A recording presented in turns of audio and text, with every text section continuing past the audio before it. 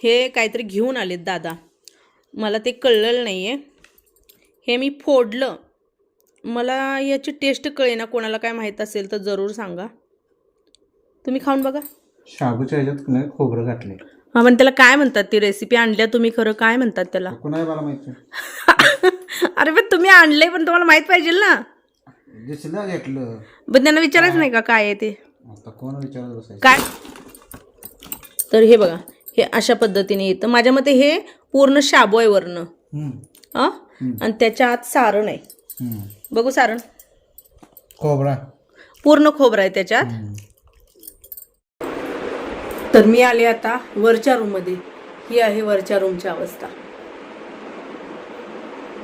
चलो आता सगळं पटापट आवरायला चालू करायचं. कारण आवरणं, सावरणं आणि घड्या घालून ठेवणं, पुन्हा बाकीच्यांनी काढणं, मी पुन्हा घड्या घालून ठेवणं, हेच माझं रुटीन राहिलेलं आहे. सर्वांना श्री स्वामी समर्थ. कालच्या व्हिडिओला दिलेल्या प्रेमासाठी, कमेंटसाठी मनापासून तुमचे आभारी.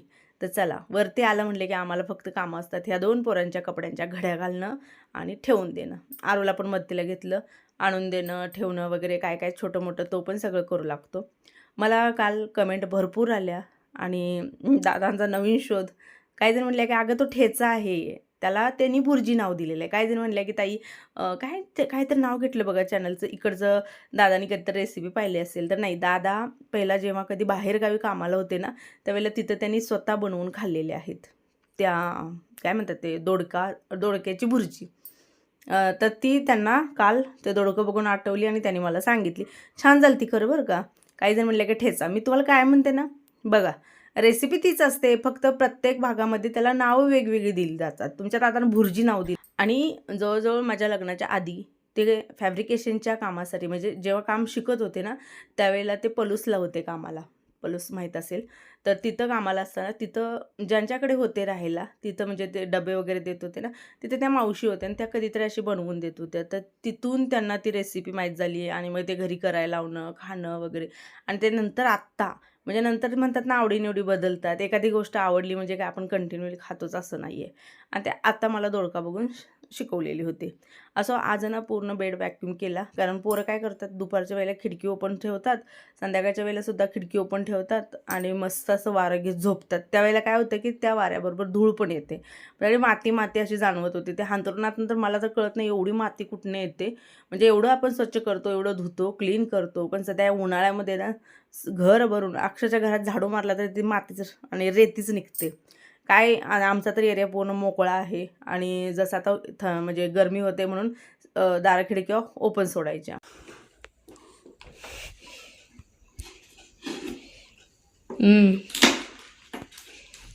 जेवढा आंब्याला करतो. कुठलं पप्पा हापूस म्हणतो 50 रुपये लेख. सोमाला सोन्याचा चांदीचा आंबा असणार. इम्पोर्टेड आहे. ले घोड्यावर पाणी काय केवढं हळू बाबू बाबू. हा असं का तर ती बघ की, ती इमारत करायला लागले बघ की, बघ फौज आहे ती. आता तुम्हीच नीचे रखणे का, तुम्हीच काढणे का. आमच्या नावानं अजून ते वरडाय नको, एवढं खराब केलं तेवढं खराब केलं. आणली पिटी, त्यात काय परिपक्व निघणार, काय कसलं निघणार.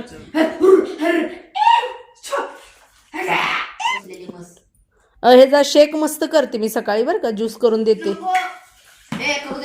मला आणि पप्पाला तर करणार आहे. होय, आंब्यात दूध टाकून आपण खाऊ शकत नाही आपण. मग ते मिल्क शेक वगैरे बनवतात, मँगो शेक बनवतात. पल्प मग पावडर नाही पप्पा नाही. मी म्हणजे स्कूलमधनं जायचं नाही, मी ज्या स्कूलमधनं जायचं ना चालत, तिथे एक ज्यूसचं सेंटर आहे. मग मॅडम वगैरे येताना मग ऊन लागायचं ना, मग मॅडम म्हणायचं चला प्यायला जाऊ. तिथे गेलो की नाही, चांगला आमच्या समोर चिरायचे ते आंबा, आणि तो आंबा त्या हे खायचा असला भारी लागायचं. दूध होतं तिथे का, मग दुधाशिवाय मिल्कशेक येते. काय होते काय होते आंबा दूध पोट बिघडते रे बाळा. बाई आणि हे कचरा पडला बाई आता घरात नाही. कमालच झाली बाबा. दिवशी काय पॅन्ट पण ते एवढं काय डागळे लांबायचं का असं? नका कचरा घालू नका. मग त्याशिवाय पिकत नाही आई पिकायचं राहू दे, पूर्ण सडणार ते, जाणार पुढं. जमान. दुसऱ्याचं वापरत नाही. काय सगळा सगळं काय दुसऱ्याला विकत आणतात व्हय? नाही वापर नाही. बरोबर मला वाटलं ही स्वतः बर, मला काय काय आणलं दाखवा. आरू बाळानं माझ्यासाठी काय काय आणले बघा. माझ्या पप्पानं आरू बाळच माझं गेलतं, माझं सिलेक्शन आरू बाळ करते. तर आरू बाळानं मला आणले चंद्रकोर टिकली. दे इकडं. एवढं पेट्रोल वाया होतो ना का गोड नाही? ह्याच्याबद्दल म्हणाले. हा हा. चंद्रकोर टिकली, पुन्हा नका एवढं काजळ आहे. काजळ आणि काय कितीला म्हणजे 50 रुपये. Banana clip. बनाना क्लिप एक आणायला होता ना. किती क्लिप आणलेत बघा या. बायको ठेवत नाही ना असं पप्पा म्हणले मला फोन. तूच माझं सगळं उचलत्या. 10 ला काय. तर बघा 400 रुपयेमध्ये आपला गॅस रिपेअर झाला आहे. फक्त ते वरचं जे आहे ते बदललेलं आहे. ते आहे असं नेलं तिथं. म्हणजे दुकानदार होते, त्यांना दाखवलं. त्यांनी सांगितलं की बाबा तुम्हाला देतानाच ही साईज चुकीची दिलेली आहे. ती जम्बो जो आहे त्याची साईज ही नाही आहे. ही जे मीडियम येतं ना आपल्या गॅसला त्याची आहे. जम्बोची जी आहे ती आहे. आणि त्याच्यामुळे कालांतराने ते खराब झालेलं होतं. हॅलो नमस्कार सर्वांना, श्री स्वामी समर्थ. तुम्ही म्हणसाल ताई मस्त अशी लग्नासारखी साखरपुड्यासारखी साडी नेसून कुणीकडे चाललेली आहे? कुणीकडे नाही चालली. नवीन स्टॉक आलेला आहे खास लग्नासाठी. सगळं जे आहे ते शूट केलेलं आहे. हे बघा एवढा पगडा सगळा पडलाय. हा सगळा आवरायचा आहे. सध्या बघायला गेलं तर सगळीकडे घर भरून नुसत्या साड्या आणि सगळं असं म्हणजे बिझनेसच सामान आहे. इथं वेगळं, पोर्चमध्ये वेगळं आणि भरून पोती ठेवलेलं वेगळं, सगळं ठेवलं. असो तुम्हा सगळ्यांचं हे प्रेम आहे आणि त्या प्रेमामुळे हे सगळं आहे. बरं ठीक आहे. आता साड्यांबद्दल तर मी जास्त काही आपल्या ब्लॉग चॅनलमध्ये बोलत नाही, कारण ब्लॉग माझी पहिली प्रायोरिटी असते. ब्लॉग साड्यांच्या ज्यावर रील्स 2 दिवसातनं 3 दिवसातनं येतात, जसं होईल तसं येतात. पण ब्लॉगला मात्र मी चुकून कधीतरी सुट्टी टाकते, अन्यथा सुट्टी टाकत नाही. कारण माझी ओळख किंवा मी इथून आहे. त्यामुळे माझ्या आयुष्यात माझ्या श्वास असेपर्यंत ब्लॉग माझा कधीही बंद होणार नाही ना कधीही होणार नाही. असं चला आता साडी नेसलेलं आहे म्हटलं थोडंसं माझा लुक दाखवावा. कारण खूप दिवसात मी अशी नटले. काय होते, कधी नटलेली मी अशी? माझ्या मते संक्रांतीला रसिका होती तेव्हा मी अशा पद्धतीनं नटलेली पूर्ण. आणि ते आज नटले साडीसाठी. चला मी तुम्हाला थोडंसं एक गोष्ट मला तुम्हाला दाखवायची होती की बघा आता बऱ्याच जणी ना काम करतात, घराची कामं सुरू आहेत बऱ्याच जणींची. तर त्यांच्यासाठी थोडंसं मला सल्ला द्यायचा होता. आपलं काय झालं आहे ते बघा, छोट्या गोष्टी असो मोठ्या गोष्टी असो आपल्या लाईफमधल्या बऱ्याचशा गोष्टी मी तुम्हाला शेअर करते. शेअर करण्याच्या मागचं कारण असतं की बाबा हे झाले तर तुमचंही ते होऊ नये किंवा थोडंसं लक्ष द्या, थोडंसं करा. आता हा पिलर दिसतोय बघा, सॉरी बरं का, तुम्हाला सगळीकडे कपडे दिसतील. तर हा बघू शकता, हा पिलर आहे. हा पिलर आम्हाला इकडे घ्यायचा होता पण तो जात नव्हता. कारण जसा खालचा पिलर आला तसाच हा वरचा. हे सगळं म्हणजे एक आपला नकाशा ठरलेला असतो त्या हिशोबानं. तर याला जे लावलेलं आहे, ही जी पूर्ण दिसत आहे ना स्टोन टाईप, हे ना आपण पूर्णपणे टाईल्स लावलेली होती. बघा आता आम्ही स्वतः मटेरियल आणलं, करून घेतलं का कसं, अशा बऱ्याच जणींच्या कमेंट होत्या. तर त्यांच्यासाठी सांगेन की हे सगळं जे आहे ते बिल्डरला आपण दिलेलं होतं. जसं म्हणतात ना की चावी देणं हातात. पण हो आता ही टाईल्स आहे बरोबर, ही घ्यायला आम्ही स्वतः गेलेलो होतो. आम्ही जी सिलेक्ट करेल ती त्यांनी घ्यायची, मग तो कुठल्याही रेटमधला असू दे. तर त्याचा प्रश्न नव्हता, तो आमच्या सिलेक्शनवरती होतं की आम्हाला ही पाहिजे ना हीच घ्यायची. अशा पद्धतीने कॉन्ट्रॅक्ट ठरवून दिलेला. असं नाही की बाबा बिल्डर सांगणार तीच घ्यायची तीच लावायची असं नव्हतं. त्यामुळे ह्या घराला जेवढं मटेरियल वापरलेलं आहे, मग सिमेंट कुठलं वापरायचं आमच्या हिशोबानं, खाली परशी आमच्या हिशोबानं, म्हणजे टोटली गोष्ट अक्षरशः सळी वगैरे सगळी किती MM मध्ये असावी हे सगळं आम्ही आमच्या हिशोबानं वापरले. त्यामुळे मजबूत भक्कम आहे, त्यात प्रॉब्लेम नाही. पण परशांचा जेव्हा वेळ येते, मग त्या टाईल्सच्या असू दे किंवा खालच्या फ्लोअरच्या असू दे, ह्या गोष्टी जेव्हा येतात ना त्यावेळेला काम करणारी जे असतात ना त्यांच्या कुचराईपणामुळे किंवा त्यांच्या गडबडपणामुळे बिल्डरला आपण बोलतो किंवा म्हणजे आपण स्वतः पण थोडं टेन्शनमध्ये येतो. आता काल काय झालं सांगते. हे बघा, हे पूर्ण तुम्हाला दिसत असेल इथं लावलेली पूर्ण टाईल्सची ही जी पट्टी अशी येते ना, ही पट्टी आवाज तुम्हाला येत असेल बघा किती पोकळ लावले. आता यात दोष बिल्डरचा आहे का वर्करचा आहे? कारण बिल्डर त्यांनी व्यवस्थित केले, पण इथं ना जे त्यांनी वापरायला पाहिजे होतं सिमेंट ते कमी वापरले, व्यवस्थित वापरलं नाही, व्यवस्थित स्पेस केलं नाही. त्यामुळे ही पूर्ण लाईन खूप दिवस झालं वाजत होती आम्हाला. आता आवाज तुम्हाला येत असेल, खालीपर्यंत आहे. म्हणजे किती त्यांनी आगाऊपणा केलाय बघा. कोपऱ्याला मध्ये जी आहे ती बघा, मजबूत आहे, सगळं मजबूत आहे. पण कोपऱ्याला त्यांनी कसं तरी लावली, जेव्हा टिमकी बजाव म्हणतात ना ते केलंय. वरून जी टाईल्स पडली, काल वारं सुटलेलं होतं, पाऊस भरपूर होता, एकदम असा जोरात आवाज आला. कारण एकतर वादळ वारं सुटलेलं असतंय आणि त्यात असं टाईल्स वगैरे पडल्यानंतर त्याचा आवाज भरपूर येतो ना, तसा मोठा आवाज आला. वरून येऊन बघतोय तर टाईल्स पडलेले आहेत. आता खालच्या सुद्धा ज्या आहेत त्या पूर्ण खालीपर्यंत त्यांनी लावताना व्यवस्थित लावलेलं नाही. म्हणून तुम्हाला एक सांगेन की बघा, आता आपण याच्यामध्ये माल सिलेक्ट केला आपल्या हिशोबाने. बिल्डरनं सुद्धा आम्हाला आम्ही ज्यावर बोट ठेवू ती क्वालिटी दिली. क्वालिटीचा काहीच फरक नाही, काम करणाऱ्यांनी कसं केलं याला महत्त्व आहे. त्यामुळे जे मला विचारतात की ताई मी घर बांधते, काय करू गं, बिल्डरकडे सगळं देऊ का मटेरियल आणून देऊ, काय करू? बघा, मटेरियल आणून द्या, बिल्डरकडे द्या, पण जे करणारे वर्कर आहेत ते काम कसं करतात त्याच्यावरती डिपेंड आहे सगळं. तुम्ही क्वालिटीतलं वापरताय. वर्कर इथं आता कसं लावली जेव्हा टिमकी बजाव केले, कोण परशी बसवणारे. आणि मी सांगताना सांगत होते की मला परशी बसवताना राजस्थानी माणसं द्या की जेणेकरून ती परशी बसवतील. पण त्यांच्या दुसऱ्या साईट सुरू होत्या त्यामुळे ती राजस्थानी तिकडे पाठवले आणि आपल्या इथलेच लोकल जे त्यांचे असतात ते पाठवलेले होते. परशा कितीतरी वेळा म्हणजे ह्या घराला परशी घातलेल्या कितीतरी काड्या पण लावलेत आम्ही वर्करमुळं बरं का. बिल्डरनं आम्हाला कुठेही त्रास दिलेला नाही. बिल्डरनं आम्ही ज्याच्यावर बोट ठेवेल ती क्वालिटी दिली. थोडंसं काम पुढं मागं होतं, म्हणजे आता जेव्हा तुम्ही काम करताय घराचं त्यावेळेला थोडंसं 1-2 महिने पुढं जाणं किंवा त्याच्यापेक्षा जास्त जाणं ह्या गोष्टी झाल्या. पण पैशाचा व्यवहार असू दे किंवा सगळ्याचा व्यवहार असू दे, बिल्डरनं चांगला केला. जे चांगलं केलं ते केलंच. कारण उगीच एखाद्याने करायचं तुमच्यासाठी पण त्यानं जीव ओतून करायचं ना आपण म्हणणं चुकीचं आहे. त्यामुळं बिल्डरनं पण 100% दिला. आम्हीही वेळेवर पैसे दिले. बऱ्याच जागी असं होतं की पैसे देत नाहीत, काही जागी असं असतात की बिल्डरच घेऊन जातात.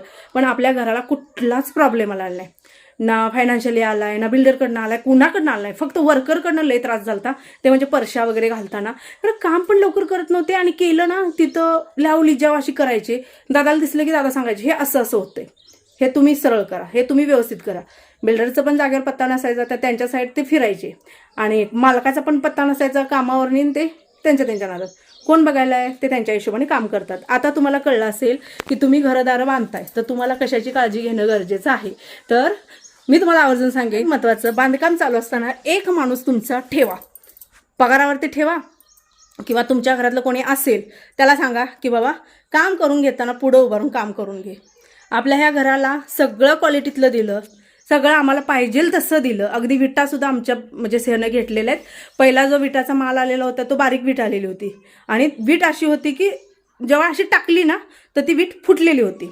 दादानी तो बघितला, तो आहे असा ट्रक माघारी पाठवला. वीट जी आहे ती कच्ची आहे, भाजकी नाहीये. म्हणजे बघा, घर बांधताना आम्ही ह्याही गोष्टी बघितल्या होत्या. भले सागरला पण काम, दादाला पण काम, पण एवढ्या सगळ्या गोष्टी बघून मग आम्ही ह्या घरासाठी केलेलं. अपेक्षेच्या बाहेर देवाने आपल्यासाठी दिलेले एक देणगी आहे म्हणेन मी, वरदान आहे. आणि मी जसं कायम तुम्हाला म्हणते की मी स्वतःपेक्षाही घरावर प्रेम करते. मी मला थकते किती, मी दमते किती, मला आज एवढं काम आहे, मग हे करायला नको ते करायला नको. जे घर आहे हे नशिबानं, देवाच्या कृपेने, सगळ्यांच्या पुण्याईने, तुम्हा सगळ्यांच्या आशीर्वादाने हे आपल्या आयुष्यात आले, तर याच्याकडे दुर्लक्ष करायचं नाही. त्यामुळे मी या घराकडे दुर्लक्ष करत नाही ना, अजूनपर्यंत कोणाच्या हातात दिलंय. याला खूप जपते, खूप व्यवस्थित ठेवण्याचा प्रयत्न करते. कारण का तर आयुष्यामध्ये तुम्ही का कष्ट करताय? आज बऱ्याच जणी असतील, का कष्ट करताय तुम्ही? एक छोटंसं घर असावं, छोटा असो मोठं असो, घर असावं छान असं तुम्हाला वाटतं ना. ज्याने माझं 2 खोल्यातलं लाईफ बघितले, मध्ये 4च परशा होत्या, 4 परशात आम्ही झोपायचो. जेव्हा गौरी गणपती असायच्या त्यावेळेला तर 2 परशा राहायच्या. म्हणजे आम्ही कसेही केलेले आहेत, काय केलेले आहे ते आमचं आम्हाला माहीत आहे.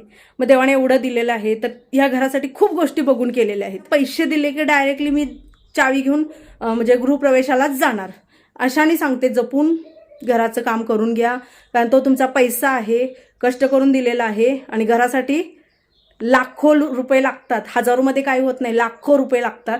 त्यामुळे तुम्हाला एक सांगेन की तुम्ही स्वतः बांधा, बिल्डरकडनं घ्या, एक माणूस उभारून करून घ्या. बऱ्याच वेळेला आपल्यामध्ये काही गोष्टी उभारून केलेल्या आहेत, काही गोष्टी आल्यानंतर बघितलेल्या आहेत. ज्या ठिकाणी दादाला वाटतं इथं सिमेंट कमी वापरलेलं आहे तिथं काढून डबल करायला लावलेलं आहे. आणि त्याचा बिल्डर पण आम्हाला चांगला मिळाला आहे. काही बिल्डर नसतात, काही बिल्डर असे काही बिल्डर एवढे आगाव असतात का नाही की दमदाटी करतात, आरेला कार्य करतात.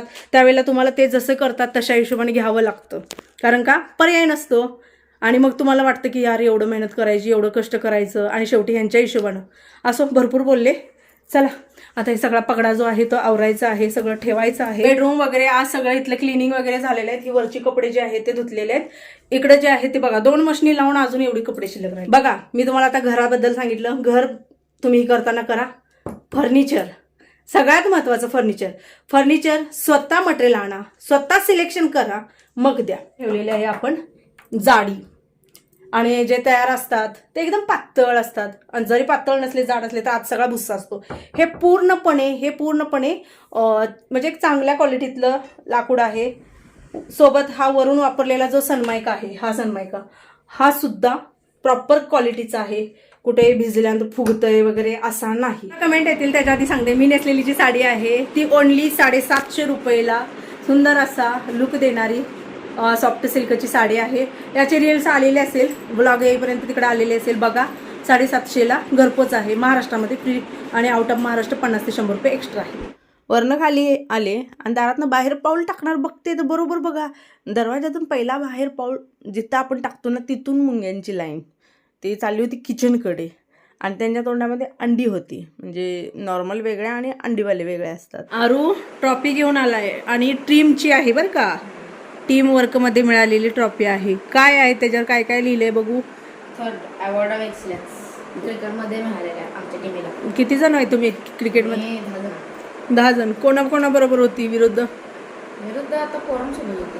हां, तू कुठं होता? बॉलिंग, बॅटिंग का? दोन्ही हां, छान आहे. खेळच आहे ना, हा काय पर्सनली आहे का? ए बाबा माझी ती भांडी ठेवती का होतीच.